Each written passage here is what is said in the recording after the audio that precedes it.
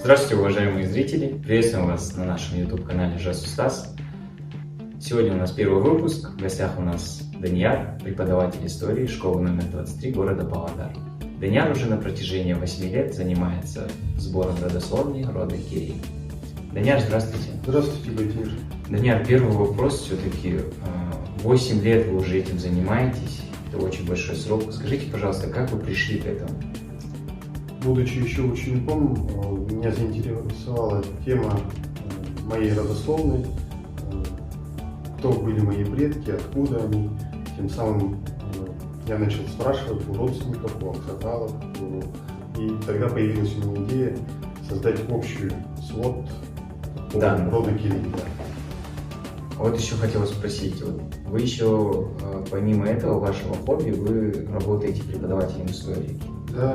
Хотел вас спросить, помимо этого, чем вы занимаетесь, как-то вы используете ваши знания в школе, в уроках ваших? Да, в программе 6 и 7 классов есть такие темы, как Кирей, Найман, Жалгиры, а также материальная и духовная культура казахов, где рассматривается такой вопрос, как Чежире, родословное древо и так далее. А вот по поводу теперь сбора данных, все же хотел спросить у вас, как вообще проходит процесс сбора данных? Тяжело ли это вам вообще дается? Я собирал данные путем бесед с представителями народа, с аксакалами. В основном это были материалы семейных архивов.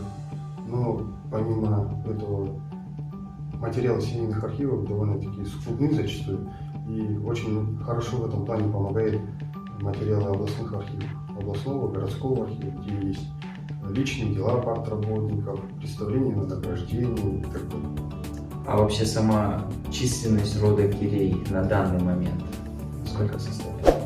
На данный момент я вам не могу сказать, но в конце 19-го, начале 20 века численность рода Кирей составляла примерно 200-250 тысяч человек. Основными районами расселения рода Кирей являются Северный Казахстан, соседние районы России, такие как Омская, Челябинская и Курганские области. И вторая, более крупная группа рода Кирей проживает на территории Восточного Казахстана и Западной Монголии. А во время поиска ваших данных, находили ли вы каких-то своих дальних родственников, либо друзей семьи, так скажем? Да, были такие случаи. Последний из них был буквально осенью, несколько месяцев тому назад. Я, общавшись, побеседовав с одним из представителей рода, оказалось, что они очень близкие родственники, с ними по сей день общаемся. Например, в 2011 году был такой случай, когда к нам приехал родственник. Потом оказалось, что он наш родственник, который искал нас порядка 10 лет. Не было никаких данных, и объявились. И вы, так скажем, нашли его благодаря вашему хобби, да? Да. Сейчас мы с ними активно поддерживаем связь, общаемся, так сказать, дружим с семьей. И вот еще вопрос такой. Помимо того, что вы изучаете, да, отдельно это хобби, брали ли у вас эти ваши труды, как-то получали ли они огласку в газетах, журналах, возможно? Будучи этим летом, я написал статью в республиканском сборнике по родоплеменному составу Павлодарской области. И также использовал данные материалы при написании дипломной работы. Надеюсь, я буду использовать при написании магистерской диссертации.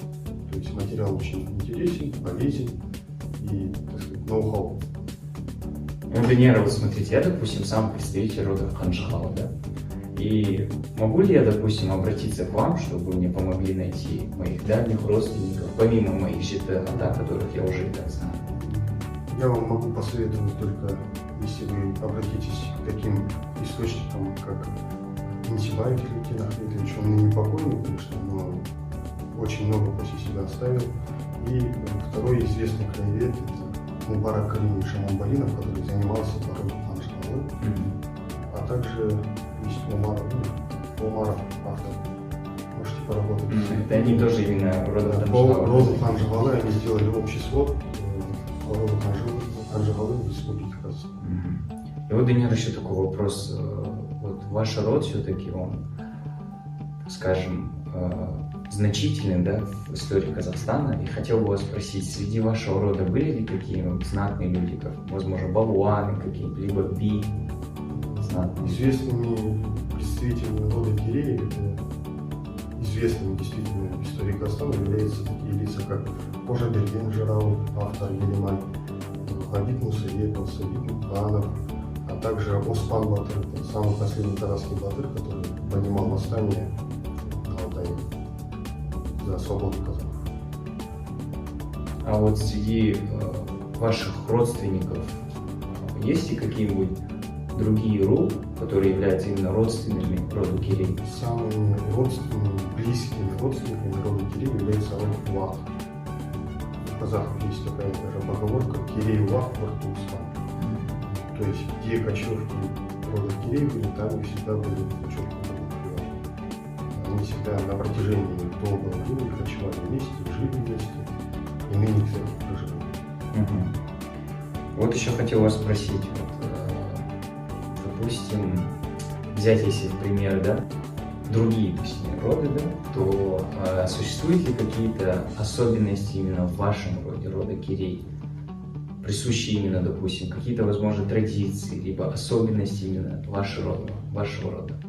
По поводу рода Кирей мне была известна такая особенность, об этом писал Марат Сабитович Муканов, о том, что у Киреев на родовом знаке есть знак в виде креста, то есть он связан, то, что Киреи в период 12-13 века исповедовали христианство.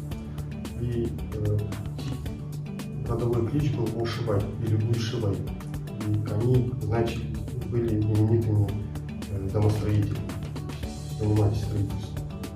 А вот в вашей педагогической практике, у меня такой личный уже вопрос, подходили ли к вам дети, допустим, там, вот, Данияр Ага, допустим, можете его там найти, мой род, там, моих родственников, да, такое были такие Были случаи? такие случаи, когда учащиеся обращались, например, в 7-8 классах, когда проходят темнейшие жюри, они очень часто обращались, и, кстати, но они были не представители рода Кирей, из рода Ханжевалы, из рода Шога, они обращались, благо с литературой по Щежелеве хорошо знаком, и учащимся я помог нескольким учащимся найти свой род. Одним словом, интерес у детей есть, да, к этому делу? Учащийся есть интерес, его надо развивать.